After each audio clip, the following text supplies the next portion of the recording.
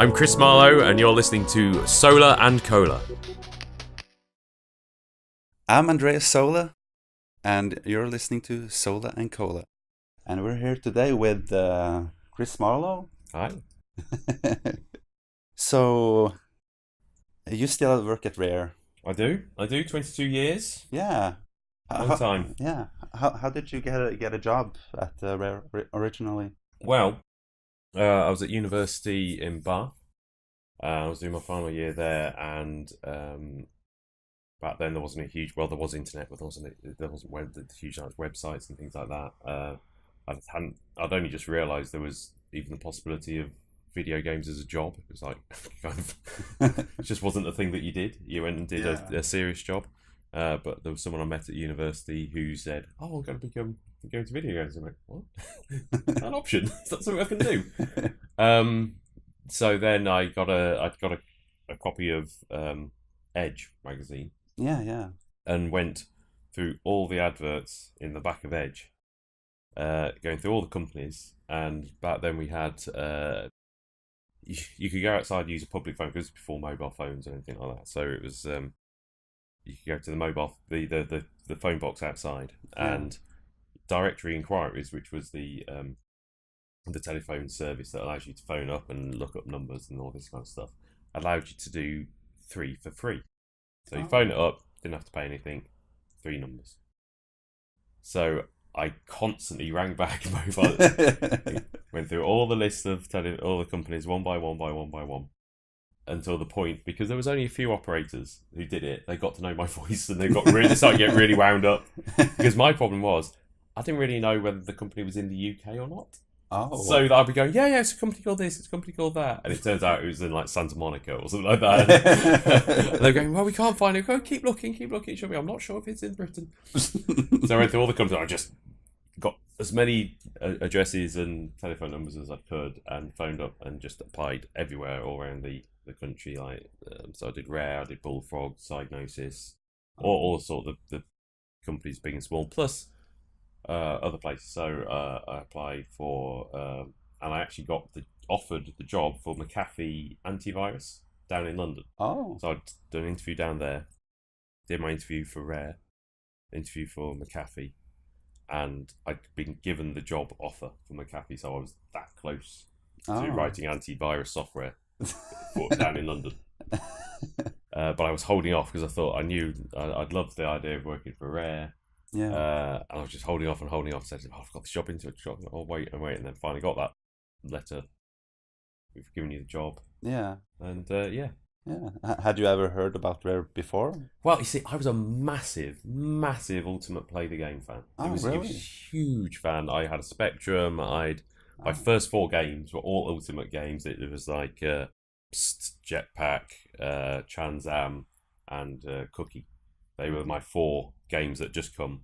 I don't know whether it was because it was Twycross, it was nearby, and it was a nearby company, and that's how I happened, because I wasn't involved in it. I was like 14, 12. Yeah. 12, 13. So yeah, that's what age when I got my first Spectrum, and got these tapes. I knew I loved the Ultimate games. I got every single one. My favourite company. But I didn't know Rare was Ultimate. I didn't make that connection at all. I didn't know they did, because that I never had Nintendo. I never had NES or SNES or anything like that. I went Spectrum, Amiga, so that was my way up through. So I missed the whole console generation out as a kid. So when I came for the interview, I was looking around the walls and went, oh my god, this is Ultimate Play the Game. I had no idea until I was there. I was done with the interview and I said, oh my god, this is like my favourite company ever.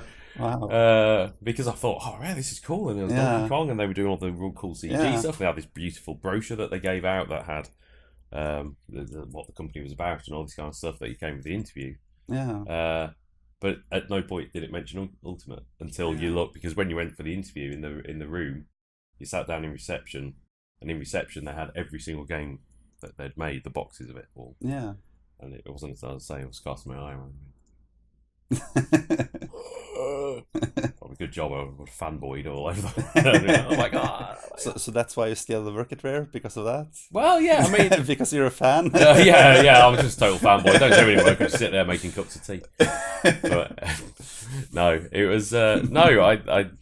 I mean, I loved working there, and then I'd say we just went straight. I was in the last couple of months of Killer Instinct Gold, which was the first game Yeah. I worked on. Didn't really do a lot on it. It was just finding our feet. And there was me, and then Sean Pyle turned up 6 weeks later. We were kind of the new boys who were on the same team together, because it tended to be there was several people who started around that sort of time, but because it was like the secret silo teams, if you weren't with them, they were like they all like Stephen Ellis started around, who went on GoldenEye and then went on to Free Rads. And he started about the same time as us. Yeah. But he disappeared off into GoldenEye, didn't see them, and then everyone disappeared. But I was with Sean, and then we shared an office together. So we started together, and we were just there and left with a manual this thick, Ultra 64 programming manual. Go and do something.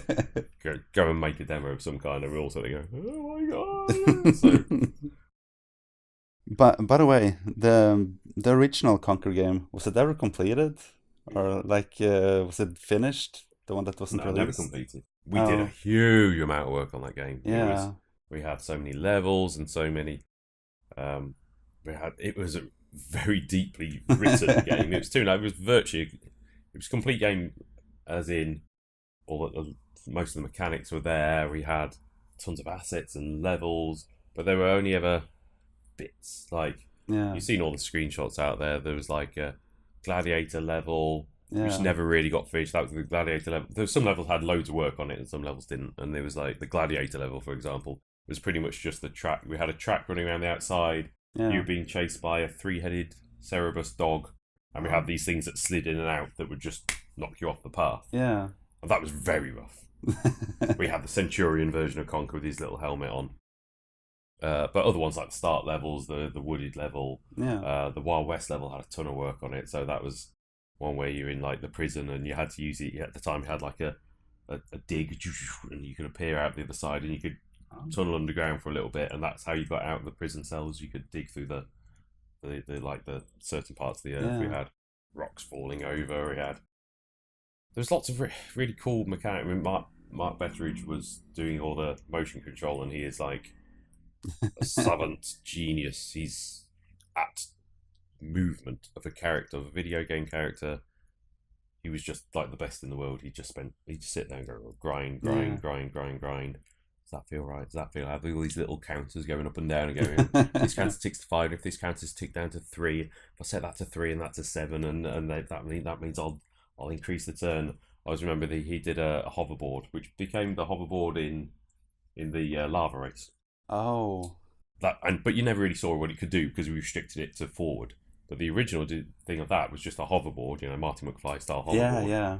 And you jump onto it, and you had this lovely, Yeah. all done in code. There was very little animations on it, and you could just zip around on it. But it had this lovely mechanic. If you turn quite hard, it would like dig in, and everything just felt right. Yeah. And we had all little things with the dinosaurs that were like stuff out of Jurassic Park, with those little things which chase after you if you're not looking at them, but you turn around and sit there and sway. But if you turned your back and they come in closer. Yeah. I had tons and tons of little bits like that, but it was never a cohesive whole. They were bits. Okay. We'd like have a big game and like, here's a little mini game, and here's a little mini game, and here's a little mini game. But there was no thrust. There was no driving dramatic arc to it. So we were 2.5 years in, and it still felt like there was a long way to turn that into a final game. We've kind of retired from doing it. It had been a long time into it, and we still knew there was a long way. It looked great. Yeah. And there's lots of bits in it, but nothing was at the right stage, and we felt like there's another couple of years to get this thing done that really needed to make it. Yeah. And then we go, and it's just another cutie platformer. And there was the Banjo team ripped you guys off. Well, I don't understand that, yeah. There was one point when, because we all sort of stuff at the same time, and they were all brought in and it was very rare for a barn to go into another barn and look at the tech. But there was one point when they were all pulled in and went, look, this is how you need to be I don't know what they were. I mean, we never saw the bit that they were working on, but they came in and said, "Look, the team said that this. You see this? This is what that game should be looking like because this looks great. Yeah. Do more like this."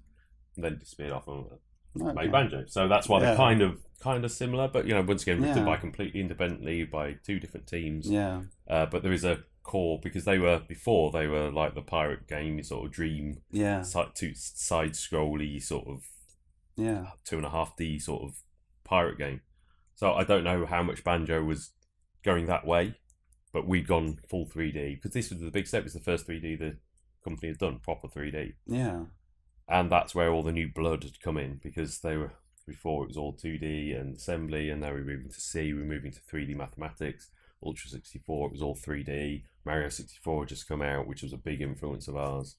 We looked at that game a lot. Yeah. A lot, because that a video game, consider they for a first go at a 3D game, they not even home run. They knocked that thing out of the park. And it was such a high benchmark to even be going, we've got to be at least as good as that.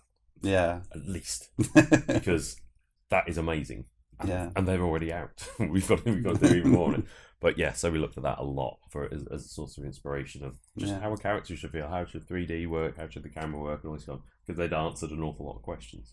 There's bits going, well, we do that slightly differently, but there's so much clever stuff going on that you just play it and you go, yeah, well, that's just doing that. But you go, well, when you dip over a hill, the camera's just adjusting behind it, and how are they doing that? And they must be like raycasting down and doing all this sort of extra clever tech. So, but yes, and Banjo went off and very successfully managed to take the German idea. But I'm happy I worked on the game I did. Yeah, but like, does there exist like an alpha version or something at Rare or Microsoft? Like, there must be. Yeah, locked away. The problem is the carts that we used to burn the versions on, because I mean, there was me and Sean and a few others on that E3. I remember E3 90. The E3 where we showed GoldenEye was there. We were there. 12 Tales was 97 or something like that. Maybe 98. Yeah, maybe. Might be 98 because that's right. Because I started in 96 and 2.5 years in. That sounds about right. But that E3, which is quite a very special E3, GoldenEye was riding high. Yeah. And we were riding rather low because we showed. But it was like, something needs to happen. Yeah. Because it's just not, it wasn't flowing as it should be. We had a lot of really cool stuff, but it just didn't have that cohesive whole. And that's when Chris Seaver came on as designer, and well, initially Tim came on as well. And they said, Tim was on there. He designed some of the early missions. He got some stuff down on paper. But not the way they were. He just went. I think he had the idea of the wasp retrieving the hive, and maybe the sunflower. Yeah. But Tim's design was you go and get the beehive and drop it back. The sunflower was you do this and it opens up 3 petals, and 3 sunflowers, you open up 3 petals, you jump on each one and you get kind of traditional Banjo-y style missions. Great, we was designing them, we had them all printed out. So we did the first one with the wasp returning and dropped the beehive back, and I'm sure it was probably Chris who just went, it'd be funny if Big Gun came out and just shot them on the way out in the back as they were escaping. Wouldn't that be funny? We went, yeah, that'd be quite funny. And so we did that. We had that thing, and we did that scene with the wasp being shot, and it was like, and then Tim had to come down and go, yeah, we've done it, Tim. What do you think to this? Is this going to be? Are you happy with this? And unfortunately, Tim just watched it, and just laughed his ass off, and then went, just do more of that. Yeah. That is something new. That is something fresh. Do more of that. And we certainly did. Yeah. Once again, so there was some stuff that he designed, and then Chris took it, adapted it, and then just went on and did the rest of the game. Yeah. And so the sunflower obviously went from being 3 sunflowers that open traditionally like that to Chris's twist on it, where he was like, oh, just got a big set of tits here, jump up and down on. But everyone crafted everything. Like Mark B would sit on there, and he got that timing to get the 3 bounces to get just have to get the right timing. It had all his attention to detail on all the little things. but with Chris's dirty mind on, and it was just so fresh after the 2.5 years slog of the game. It was a ball. We were laughing, we were having fun, and we were just enjoying doing it. And we just got that new injection of energy. And it's interesting because you see it rippling out from the start of Conker. It's still fairly traditional. Okay, it's got some funny bits in there, but it doesn't go crazy. It's not tons of. Then I think the first movie reference was when we did. I mean, it started getting really edgy when we started doing like the pitchfork and all that kind of stuff in there, and we go, let's see how far we can push that. And then we had the because I think originally he like the can was going to have a Ku Klux Klan. Oh yeah, I think I read that. Yeah. And they had to take that out and became an executioner's hat, because it was like there was times we had to like pull back a little bit on stuff. But I think for a while it was the Ku Klux Klan, because they were all deep south. Sort of that was this sort of stereotype on there. Idiot southerner he's trying to hang himself, which was pretty dark to begin with, but he's got no neck. He's being taunted into suicide, basically, going like, a little bit edgy. But like I think the first one was like we had all the haystacks doing their stuff, and then Chris said, "Oh, wouldn't it be funny like burn away and actually the big surprise is he's a robot?" And then we said he's a robot, and Chris loves films and he knows all the films inside and out. He said, "Well, I want it to look like the scene in Terminator where you see all that stuff." And then we had all the comedy versions of the rude words, and it was like "buff you asshole" and all this kind of stuff being added to the corner. And when we did that, suddenly it was going, oh, that's quite funny that we did a movie reference in it. And Chris uses inspiration from all over the shop, and he has a vast encyclopedic knowledge of films. So he just went, and then he just started throwing more and more, and he used it as a visual. It also helped him describe how he wants a sound, or he wants a style or a feel. And I'll go, it's like, I want that sound, but I want the sound to sound like, when they're walking out of they're out the corridor at the start of Alien, and they're walking into the alien mothership, and they're just walking down that one corridor. I'm going, what are you talking about? And then we get the DVD out and go, oh yeah. But he'd remember exactly what he'd be able to pick a sound from a scene. Go, I want it to sound like that, or to feel like that, or that should do like that. And that's what he was brilliant at. So he had so much source material and things like that to go off, and then he'd go off and record all the audio, and he'd have a laugh he'd disappear off and have a laugh in the recording studio and just improvise. He'd have a vague idea where they wanted stuff to go, but they'd have and they'd record it, but they had a vague script, an idea of where something should go, and then they just messed around for like hours in the recording studio and come back, and finally Robin would have edited something usable together out of it all, and then we take that and we all huddle around and we get the new audio. Oh, I've got the new audio. Oh yeah, the new scene. And then it would disappear after the cutscene. Guys, I was heavily involved in making the cutscene editor usable, so I did loads of work on getting that cutscene editor. It was probably one of the most advanced cutscene editors in a video game. Yeah, it was very impressive. Yeah, it was the first one that game cutscenes used to be literally camera starts here, it pans to here. Camera starts here, it pans to here. So everything was very swoopy, and things did very simple things, or they were already scripted. This was a proper full cutscene editor where the camera could swoop, and every player was on a spline, and they had exact controls over the animations and the speed of it. We did all the voice and all the phonetic parts of the facial animation. We could control Conker's eyes, exactly where they went, and and it got better and better as we developed it. But it was a super powerful cutscene editor, and it was done for the very first time artist centric. As in, this is the person who has to use it. Almost everything that you do in a cutscene editor, there's like a few different ways you can do it. Yeah. And the way that's easiest for the programmer to do it is always the worst way for the artist. The way the artist wants to use it is always the complete ball ache way for you to do it. You go, God, you know how hard that is.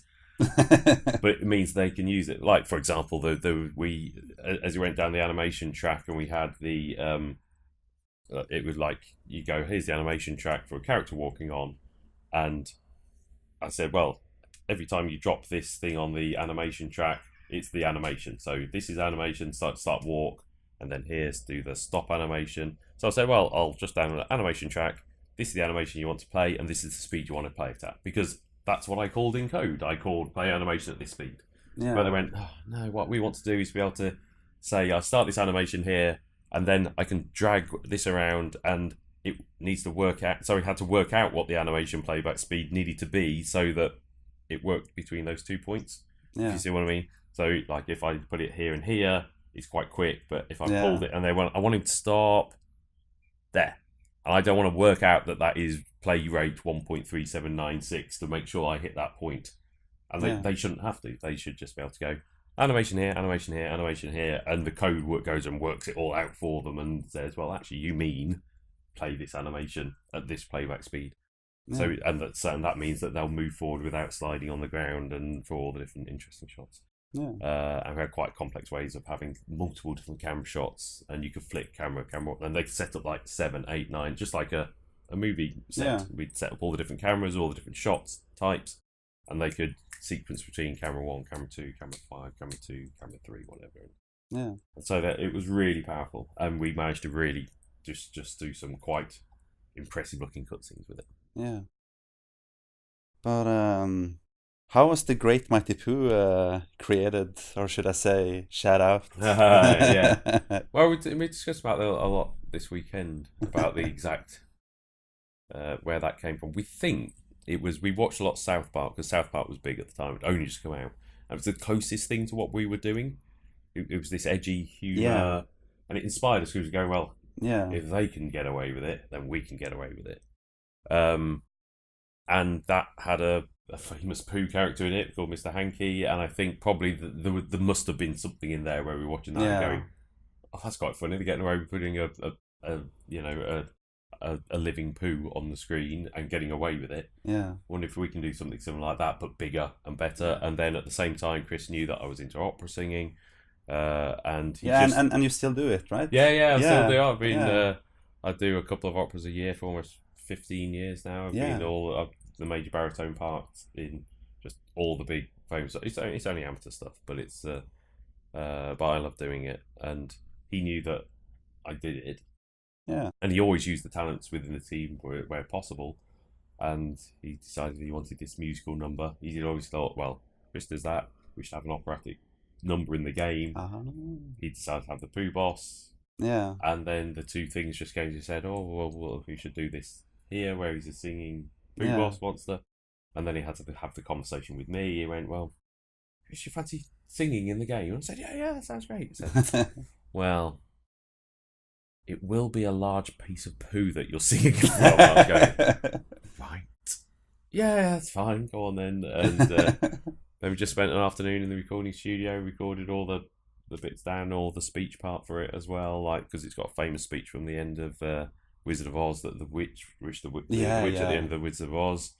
Her speech from that I had to record and just change slightly things. So that was great, fun day, and then of course all the gameplay had to be written for it. But I love that whole section, so I think it's such a unique, and it's lovely to all these years after still get referred to as a great. It's always in like the top 10 boss battles in video, because it's so different. It's just it's nothing like it. It's probably the funniest boss battles I've ever played. Brilliant, I mean it's just so unlike anything else. Yeah, and a lot of the game, there's so many things in Conker that's just, it's just been that perfect moment in time where it's like, that may never happen again, but it's just that little perfect moment where you're going, there was just this bubble of insanity in Twycross that just was allowed to happen for 2 or 3 years, and it produced that.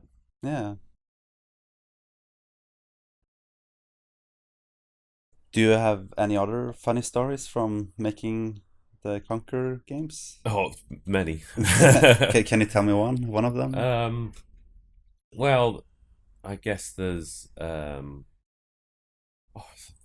all sorts of stuff. We had moments when I remember Louise Ridgway, who did loads of it. She was an animator on Conker and also did all the voices of all the female characters, Berry and whatnot. Yeah. She was doing she was playing through, and she was trying to do it just whilst testing towards the end of the game. She was playing through the game and got up to the lava race section, and she was determined to do this playthrough all the way through, and she just did it over. And then should she do this lava race level? She did it over, and she was screaming in her finest Irish accent over every profanity under the sun, and then she like rage quit and like wandered off like that. And I just came in because we've been playing the hell out of it. Just went, shh, played the level 4 and got through to the next section and walked off. And then she came back. I just went, oh, just finish that level for you. She about killed me. She went, yeah, I tell you, I wanted to finish that level by myself. Yeah, that level is very hard. It was a tough level. In fact, I'm sure it got extra hard in the last week. It wasn't as hard as that, and then something changed. Oh, you know how these things happen when there's a bug that's happened and it was changed. It probably a bug that fixed something and it changed that. Because we all came out and went, it's a bit tougher than I remember it being. Yeah, it's out now. It's gone. So apologies for the lava race section. I think it's actually twice as hard as I think something changed. Something really subtle changed. And I still have no to this day. No idea what changed it, but we also went, yeah, it's a bit tougher than I remember. Oh well, give us something to do. Do people often ask you to sing the Great Mighty Poo song, like in public or anything? Yeah, like, it's not. I mean, it's not like I do it every week, but it's especially when I meet fans and things like that. Yeah. There's that we've had studio visits where people came. Where they did we did the Play It First competition for Sea of Thieves. Where there was competition for everyone putting artwork and things like that, various different video presentations, and we chose some prize winners to come around and actually play the very early build of Sea of Thieves. Oh, and they got studio visit and all that kind of stuff, which was great. Really fun 2 or 3 days, and I'd always been pre-warned on the first day when they were doing like the studio tour. They said, we're going to ask you to sing the Great Mighty Poo because they're really big fans. You're right to do it. And I just stood up and I sang it. I had to sing it like in the office. It was really weird in front of everybody else. They all came round and I was just singing the Great Mighty Poo song. And then but there's some lovely people that I met on there. And later on we were having dinner. I think I did it again for them because they wanted to have it. Yeah, Mandy and Jeffrey, they were lovely. But Mandy said, can we get a video? So I did a selfie and just... I said, well, I'm only going to do it if you're going to be in the video with me. So I was like, I held her. We did that as well. But yeah, and then when people find out, I'll drop a line just to did it a few times at the conference. But of course, on this conference, I got to sing it live with a band, which I've never done before. So that's like a first time ever for that. Was really cool. Band. Oh, you enjoy it? Yeah, it was good fun to do. Yeah, it was legendary. And then the idea of having those toilet rolls thrown at me at the very end, it was a perfect ending to it. Yeah, I was really surprised because I didn't know about that. So I didn't know about it until 5 minutes before going on. Oh, really? And it was literally they're going, well... It was David Doak's fault. He was the one who... It was his idea. So, really? Yeah, we should throw some bog roll at him. So I went...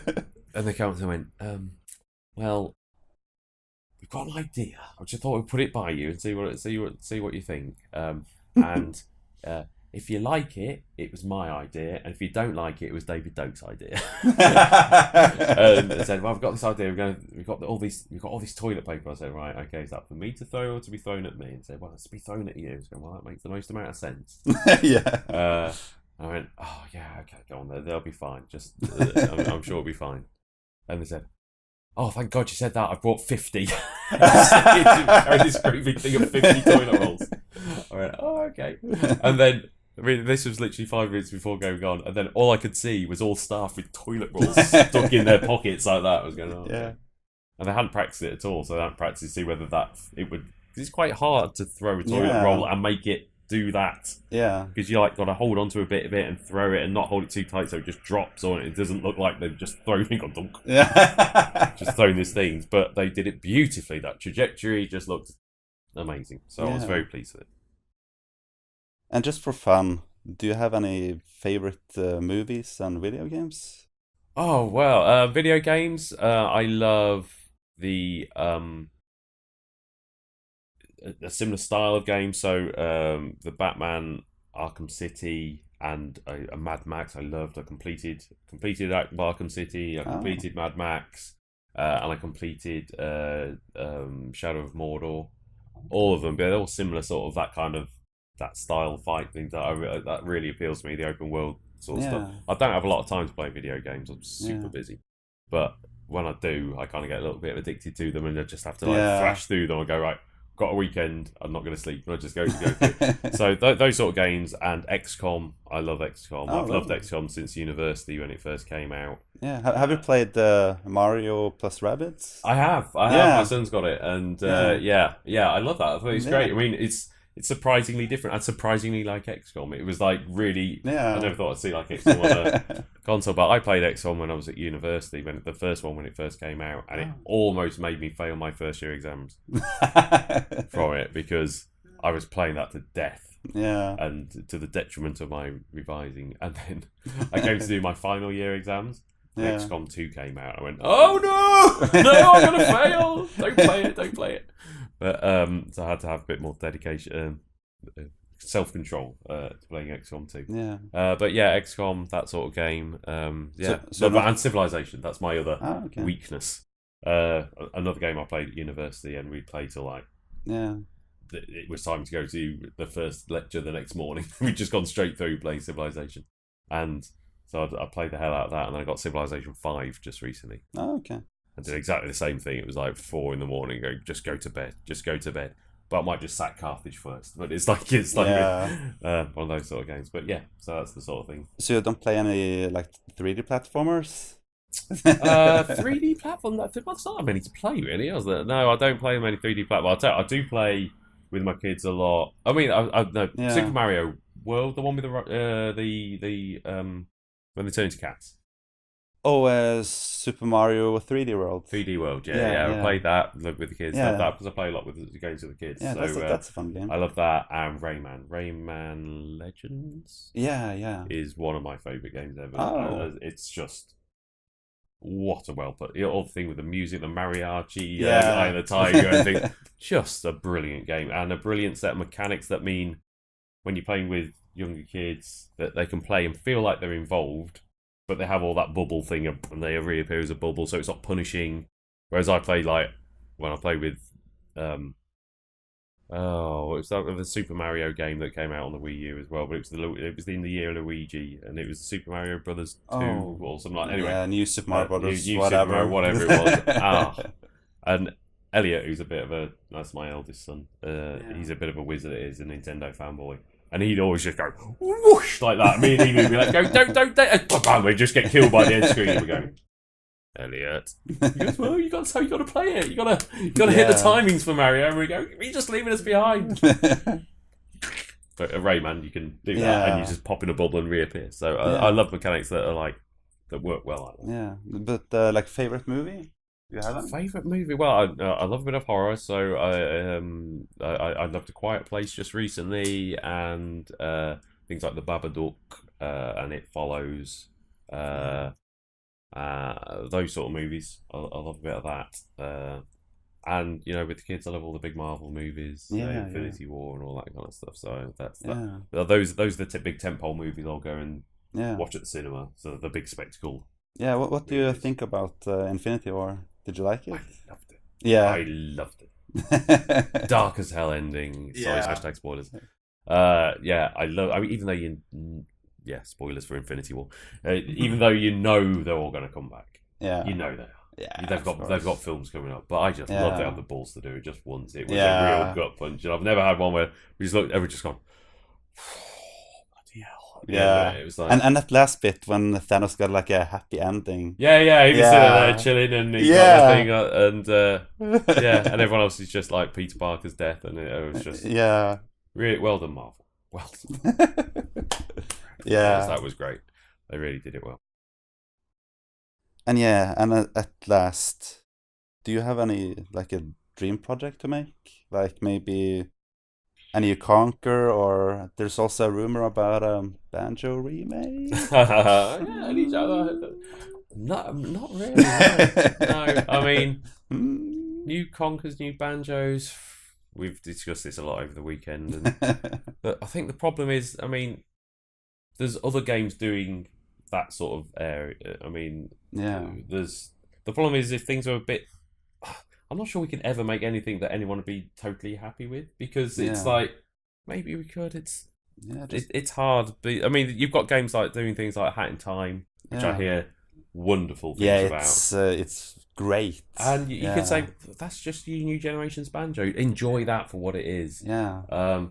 because and if you tend to, I mean, you could say, well, let's do Hat of Time. We're going to stick Banjo in it, or Yeah. something like that. And that's kind of a modern platformer. It's got great new Yeah. mechanics, But but like after you saw like the success of like the Crash Bandicoot trilogy, the remake trilogy. yeah, I mean, like we could remake Conker again, but I think we're taking the piss if we did it again No, three no, times. no. I mean, Maybe not Conquer again, but yeah, like because I saw that you can actually play the Xbox version on yeah. I Xbox One mean, now. that is great. I Yeah, mean, and that is yeah, that. and I saw footage of like the Xbox One X, it running on that, and it was like I think it was running in like 4K or 4K, something. yeah, Yeah, yeah, it's 4K, and that's I a was like, beautiful game. yeah, That's a beautiful wow, game when it came out. It's a beautiful game now. It yeah, was fantastic. We were discussing about N64 Conquer versus the Xbox Conquer Live and Reloaded, and yeah, there was when we came to the Xbox Live and Reloaded, we have the problem that one there was two problems with it. One, because it was going to be called Live and Uncut, we were going to add some extra scenes into it and do some extra stuff. We had things we wanted to sort out some of the camera issues and some of the difficulty grading we could do, but we also wanted to add some extra scenes in, maybe add an extra level or something on there. yeah, And the problem was, well, with the swearing, there was a problem that Microsoft had an issue that it was a yeah, family platform trying to push for this, and they had official rules. You cannot say shit. We cannot do it. So we're gonna have to add some extra things. That is a shame. I wish we'd push back harder on that because that's what was one of the big things. And in the end, it was a mature title. Um, but it was new. It was so early on in the Microsoft didn't know. It was so early on in their console side. They didn't really have their footing in and really be sure what they're talking about at that point. yeah, Much better for. I imagine if you did this, it would be a much easier conversation. yeah, But at the time, it was hard. So that's a shame. But the other thing was they're also a very big company, and people like suing them because yeah, they've got lots of money. So when it came to, or because of the N64 version, we just didn't ask him, didn't ask permission, didn't ask anything. We just did it. We just did it. And then yeah, eventually Nintendo said, "Look, we've got our lawyers in on it. As long as under parody law, it's protected. It should be fine yeah, because as long as it's shown that it's being used in for parody reasons, you don't yeah, have to get a license for it." But we had this problem that when we came to actually, like say for example, we had the Matrix level and we wanted to add another Matrix section. yeah, There is no way in hell whoever owns the Matrix license would not go, Microsoft's just released the game with, and yeah, they said, look, currently, if you don't touch a thing, we are protected by prior art, as in something's come out and you didn't sue us then, you can't sue us now. It's exactly the same thing. yeah, But if we changed it, yeah, we opened ourselves up to litigation, and they are Microsoft know well they are getting sued yeah, all the time because yeah, people just went, oh, they've got loads of money, why not? Let's just give it a go. So if we'd added anything, particularly anything new, but even modifying stuff too far, yeah, it just like it would have opened us up to litigation. And we were interested in the multiplayer because at the time, Quake Arena was the big game. yeah, We wanted to make that live. That's what we wanted to do. We didn't particularly want it, but Tim and Chris said, look, Xbox Live, it's not a big enough user base at the moment. yeah, We want to sell big volumes. We are not doing that without a single player. And we went, yeah. oh, we're not writing a new single player as well. It'll take forever. We want to do this live game, so let's port the N64. We don't think it's had its time to shine. It didn't sell as much as it could have done. I think more people should deserve to see it. So we thought we'd just port that and add some extra stuff. At the time, we thought that's what we'd be doing, but we didn't, so we couldn't do that. I think the mistakes that we made there were, I honestly think, because the multiplayer we made was, I loved it. I think it's fantastic. And even when it moved on to the Xbox 360 back compat, it was still in the top 10 most played Oh, really? multiplayer Xbox Live title. It was huge, and people loved it, and they played it all the time. It was really, really popular game. Yeah. And so that we nailed, Yeah. in my opinion. And I think if we'd, because I've thought about it a lot over the weekend, people ask the questions a lot.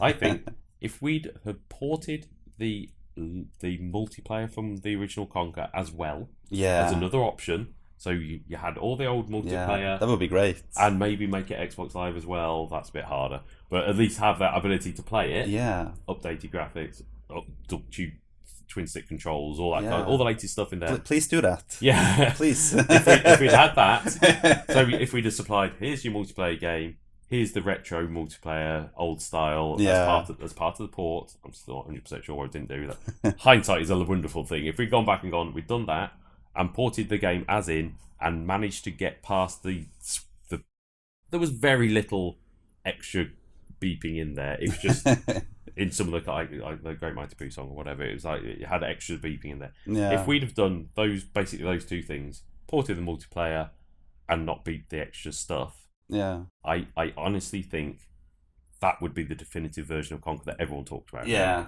because that game was beautiful. Yeah, it was. It was beautiful. Yeah, and it's still that should be. We should all the time. We should be talking Conker Live Reloaded. That is the definitive version of Conker. If you want to play Conker, play that. And we are so close to that being it. And if it's just that for extra little bit of swearing being removed and the multiplayer that everyone loved on there and this other multiplayer, there's not a question that would have been the definitive version. Totally but right now it's hard because I was asked directly. Said, what do you consider the definitive version? And I have to say the N64 version, just because it was a little bit. It's the unfiltered version, and it had the most popular multiplayer aspects to it, and that's the one that first people fell in love with. But obviously, when I was lead programmer on Live Reloaded, and I think we did a fantastic job at it. Had we just thought of adding that extra little thing and pushed back a little harder on the things, I don't think it would be a conversation that people had. It would just be that is the definitive version. Yeah, I totally agree. Yeah. So we're not doing it now. And just one last thing. When are you going to fix the Sea of Thieves bugs? Now I'm in the content problem. Content on Sea of Thieves. Well, it's an interesting question. Well, two answers to that. One, the first big content drop is the end of this month, and that is coming. So that'll be coming in very soon. We've put very public plans about exactly. We've split up into 3 major gameplay teams, each one working on a 3-month cycle, so that the first team will drop after 1 month, the second will drop after 2. And obviously that, because we've all started from release at that point, so the first team, it's not going to be the massive drop because they've only had 1 month to write it. The second one, they've only had 2 months to write it. The third team will be the full, we've had 3 months to write this stuff, bang, it's a big release. But then a month after that, you've got Team 1 has spent 3 months on something else. Bam! And then Team 2 has spent 3. And you're back into that cycle now. Month. Big 3-month features. Bam, bam, bam, bam, bam, coming in. In between that, the idea is every week we're doing iterative bug fixing things, but also little features. I mean, they've talked about Skeleton Thrones being one of them. They're not massive features, but they're just something cool. We'll have an event around it, and you could sit in the Skeleton Thrones and you get a little bit of something special that makes it something special for that week. And we're also doing, like for the first one, Hungering Deep, we have, not only is it just a new lump of big AI threat in the world, we're packaging it up. I think we missed a bit of a trick on just teasing a bit of mystery into something, because it's very easy to go, we've got to get this done, we've got to get that done, we've got to get this done, and it becomes, you must go and fight a skeleton, you must do this. And we could have done more, making that a bit more mysterious and lore-based and things, and it's still the same thing, but you just tied it up and it gives you a bit, because everyone's looking for that more piracy adventure. So this is our first attempt at wrapping it all up. We've got it's like there's a new item to use, and a new this, and these little things all tied together with the big thing that's coming together, and we've tied it in this really cool way of just like teasing it, and we're going to have we'll build up to it, and the lore gets built into it, and there's so many cool things. I'm really excited, and that's why we're trying to get this nailed quite well, because that will be kind of a template for how we do more and more of them further on. Of just like, it just makes it a bit more of an experience. So everyone's, it's just fetch grind and all this kind of, there's a grindy thing to it. That was never the game. That was a reason to get out in the world. So you're not just dropped on an island and go and make your own fun. It was like, well, we'll give you this, you can go and do this, you can go and fight these. This gives, but that was never the reason to play the game. Yeah. Never. It never was. This game has been designed from the ground up. I remember we had meetings about it right at the start, and they went, look, here's a bunch of cool things that happen in Daisy. Yeah. Daisy, supposed to be a game about fighting zombies. Look at all this cool stuff that just emergent stuff that happened. It was nothing to do with the game. Yeah. Just people met each other and this funny stuff happened, and we said, that, watchable, shareable. It's that sort of, this is the future for playing video games. Yeah. It's that kind of human interaction that you can't script. All you can do is give people tools and push them at each other. Yeah. And magic will happen. And then we spent a lot of time to stop trolling, and I mean, I know there's still trolling in the game. You would not believe how much trolling in the original, I worked on the prototype from the start, 1.5 years on that prototype, and the first 6 months, it was brutal. Brutal. People are terrible to each other. I mean, just for no reason whatsoever, they are just terrible. And, you know, I'd even like be playing it with my own family. You know, we take little build home, just have a little go and get more feedback around stuff. You go, what are you doing? Literally, people run out and stab you in the back and because they go, because before, like, you get XP for digging up the chest first, but only the person who dug it up. Oh. So people have been locking you in the brig and running out and running ahead, and you go, you fight that, and I'm going, look, I'm trying to look after the ship, and the person looking after the ship and doing the due diligent thing lost out on all the stuff because they were running out and they were shit. And we had game set plus, you know, where everyone worked as a beautiful team together until the treasure got dug up. Then they shot them all in the back of the head and and ran off. And funny, admittedly, if you're the person doing it, not so fun for the person it was being done to. Yeah. And so we spent months and months and months working on just stuff, and some of the decisions might feel a bit weird, but they're done for really good reasons. And you go, well, you do stuff like this, we used to be able to have you had 1 or 2 spades that you could, shovels that were just on the ship. You run down and grab them and go. And what would happen is that you'd run out on the island and we go, who brought the shovel? I thought you brought the shovel. Nobody brought the shovel, did they? Or people would just be a dick and they go, right, we take all the shovels, and whilst we were travelling along, we threw them overboard. And the game was, and you've got no money to buy new ones because we haven't dug any treasure up yet. Yeah. Soft lock. Literal soft lock. We went, unless you got around and at the time, I think things dropped. So you could just kind of randomly drop gold. But and that's not fun. No. It sounds fun, but it's not. It really was deeply not fun.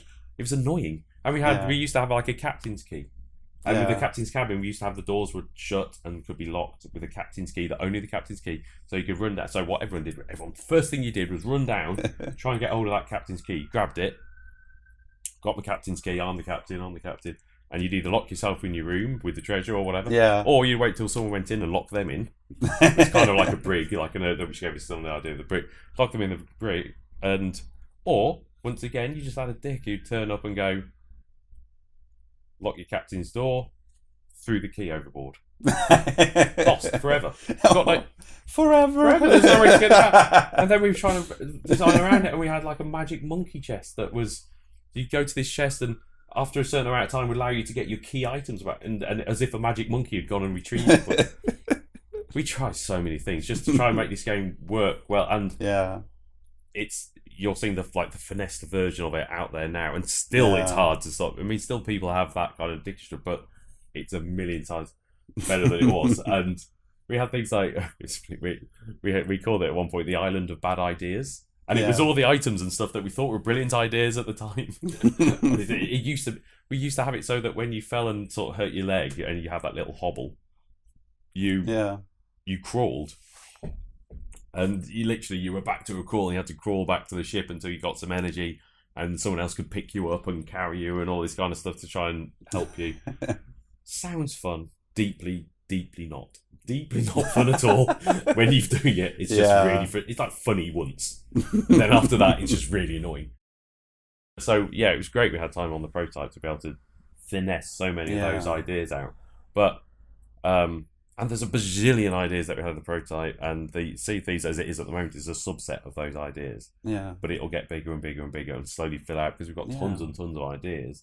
It's just shitty. We had to get that game out. We had, there's only so much money we can afford. We need to get that game done and out. And it's a service game. We've always said this is the start, not the end of this game. Yeah. We'll get something out there so people can start playing it. We've had it in beta for ages, and we were getting loads of positive feedback about it. And we get that game out there so people start having fun. And all we're going to do, and you buy it now, you start having fun straight away, and all that will happen is it's going to get more fun. And we're going to add more and more stuff. And it's been it was a brutal slog to get it out to that point. It was a real tough time schedule to hit. And after that, we get into this, what we think is an achievable plan to keep getting something significant out every month. And I can't wait to see the game in a year. Yeah. Because I can see how much we can get done in a year. And then, praise be, another year and another year. And each time you'll look back and go, oh my God. But we're having this discussion again. World of Warcraft, everyone kind of expects it to be the full depth of World of Warcraft now. You look at version 1 of World of Warcraft when it came out. That was rough as hell. And if we had the Twitch, Twitter, Reddit user base that we have now, which is unbelievable compared to like even just a few years ago, that ability to have the feedback and that sort of stuff, would World of Warcraft have had that same sort of reaction? Maybe from people going, it's not the game I want it to be, it's not the game I want it to be, this should be doing this, this should be doing it. Everyone has an opinion, and it's a double-edged sword. You can hear every opinion. This is good and bad. It's brilliant because you have this one almost direct contact with your user base, and we can tweak and we can change things. It's a hard game. It's like you can't tell until you have 1 million people playing your game how it's going to react. We could try it. We built it up to 10,000, 20,000, 30,000, 50,000, 60,000 people. Yeah. But we're talking millions of people playing it now, and it's like, that's a lot of opinions, and everyone loves pirates. Everyone has no idea what they want their pirate game to be, and no matter how much we said this is what we're going to give, people still saying, "Oh, it's the single player campaign." We've never said there was going to be a single campaign ever. I need a single player campaign. Well, it's a different. It's not that sort of game, but we're all very proud of it, and we've spent a lot of time working on it, and it's a game that everyone's put a lot of love into, and it will only get better. It will only get better. And as we have time to polish, and we have time to polish stuff that's in there, add all this cool new content, and I think, and there's loads of people who played it and just say, well, I'm waiting for the new content drop. That's great. Have 6 months off. Come back in 6 months. Yeah. It's fine. This is cool. It's all cool. Yeah. Don't get het up. We'll still be chuffing that stuff in there. And if you want to come back in 6 months and have another go, that's fantastic. We've had beautiful stories, just the most lovely stories of people saying how much the game's affected them, how much they love that game, but it tends to be the vocal angry minority who shout a lot, who get a lot of the attention. Always. But we've had just beautiful stuff coming. I mean, stuff that's almost made us cry. From there was one guy who came in, and his gran had dementia. And she was completely laid out, unresponsive. And he was been sitting there by a bedside one day, and he started up Sea of Thieves. And she used to be, I think she was in the Navy or something like that. She had something. Then suddenly, as he was playing, she was talking. She said, "Oh, that's is that lovely sky?" And she'd come out, whatever it was, something in the game had triggered her out of her dementia, and they had a moment of clarity. Yeah. And he said, I had this hour just sitting. And we played the game. Well, she didn't play it, but she was by the bedside, and we were talking, and I had this moment, and she died the next week. And he said, "Oh, Sea of Thieves, thank you." I would not have had that moment with my grandmother before she died if it had not been for playing that. I just went, oh, you can't get past stuff. No. And we had the guy Xbox Addict who died just recently. I'm not sure if you're aware of him. No. He was a big fan of the game. Quite a big guy on Twitter, had quite a big Twitter following. He was an ex-service guy. He was in a wheelchair, he'd been injured, and he was a big fan of the game. And he was early on. And what we'd actually do, he was one of the people that we dropped inside the game when we'd done a little thing for him. And there's a lovely video of he'd come to see it at E3, and there's Joe Neat there nearby, and we'd kind of been ushering, just guiding him without telling him where, kind of just let's go to this island, let's do this, and to try and get him to see his name there. Yeah. And And there's this beautiful video of him just playing, and of him seeing it for the first time. No, Yeah. I just went, "Oh my god, I'm in the game! That's really, really cool!" And he loved it. It was just a lovely moment. Thought, isn't that nice? And then he died, and I'm not sure who did it how the decision was made, but we changed it in the game for the next job to be more of a memorial. So we put candles and we just lit candles around it. Wow. And then people were coming back and they were paying their respects to him, and they were like taking captain's chests and just leaving it there. Wow. And for something like that to have that sort of effect on me, you're going, well, we're doing something right. We're doing something right at that point, because it means something to have that sort of thing where you enough to pay respect. Someone's died there. I agree. And that makes all the negative noise that's in the background gets knocked out when you hear those lovely stories coming through, and just other stories of just people having fun. Yeah. And there'll always be people that this game's never for them. Yeah. We can't change it. We can't make that. You can't force them. That's true. It's like, I apologise if you spent $60 on it, and or if it wasn't the game for you. We tried to be very clear what the game was. Yeah. But it might be your game in a year. I don't know. You've spent the money now. Come back in a year, have another game. Might be fine by then. Yeah. You might have what you were looking for, because everyone has. It's like getting the new Banjo game. It's like getting the new Conker game. It's getting the new Pirate game. Everyone has no idea of exactly what it is, and there's not a chance in hell that you will get everything right for everybody. You just do what we can to try and make it fun, and listen to feedback, and put more stuff in. Yeah. Thank you much for coming. I start chatting, you see, and I just start talking. You can't stop me. I am the Great Mighty Poo, and this is the podcast you should listen to. It might sound really lame, but I'm sure to give them fame. How about a chat, you little twats?